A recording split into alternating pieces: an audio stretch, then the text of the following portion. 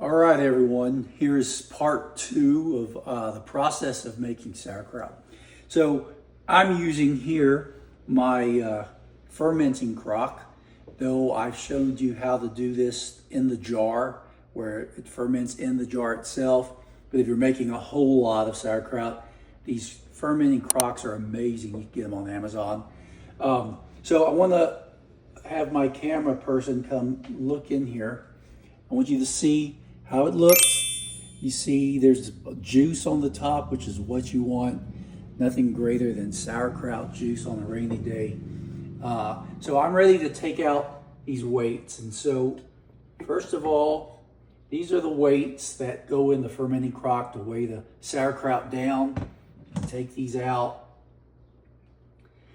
So I put, as you remember from the video, some leaves of a cabbage on top in order to keep the shredded sour cabbage from floating. You can now pull that out and discard it. I put a whole bunch of these flat leaves on the top to keep my sauerkraut pressed under the water. I think I got them all out. And now all we have, and I'm using washed hands, always wash your hands in the kitchen. And now here you have beautiful sauerkraut.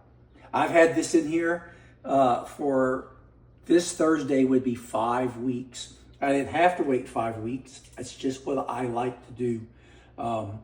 This probably was ready 3 weeks because it smelled amazing 3 weeks ago. So this is the sauerkraut. I'm going to show you now. You can do two things. You can leave this in the crock in a cold place like in the old days, and it will be fine. You come and get sauerkraut as you need it. My great-grandmother kept hers in a barrel on the front porch, and they came and just pulled the top off and grabbed sauerkraut until it was gone. But I like to jar my sauerkraut, and I'm gonna show you how to do that. So we'll go to the next step in just a minute. Look how beautiful this sauerkraut is. I placed it in a huge pot, and I turned on the heat about medium high.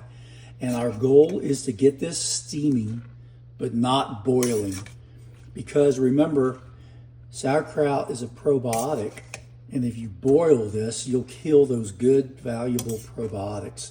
So we're just gonna get the sauerkraut at a steamy level. When it starts to get hot and smoke a little bit, it's ready to go in the jars. And we need it hot enough just to make the jars seal. So just be patient with it. All right, this is steaming.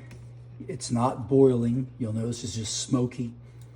And now we're going to just start packing these in the jar. And I'll show you in just a second what to do once it's packed to the top. But this is all we're doing. You pack it in nice. Punch that stuff down in there. Don't be loose with it. You want it compact. So this is all we're doing. Hot, steamy sauerkraut, but not boiling, packed into the jars. All right, I filled, how many here? 6 jars of sauerkraut from my one fermenting crock. I only used 4 heads of cabbage, and this is how much sauerkraut. And of course I use the big jars. This is hot sauerkraut, but not boiling. You put it in there hot so that it will seal. And then you can just put these on the shelves and pull them out to eat when you're ready. And once you open a jar, these big jars, we won't eat the whole thing. We put it in the refrigerator and it'll keep in there until the jar's done. This is beautiful sauerkraut. This is the best sauerkraut I've made in a long time. It slapped somebody good. Come here, camera girl, let me slap you. What? Never. Here you go. If you have any questions, comment or contact me and I'll try to answer them.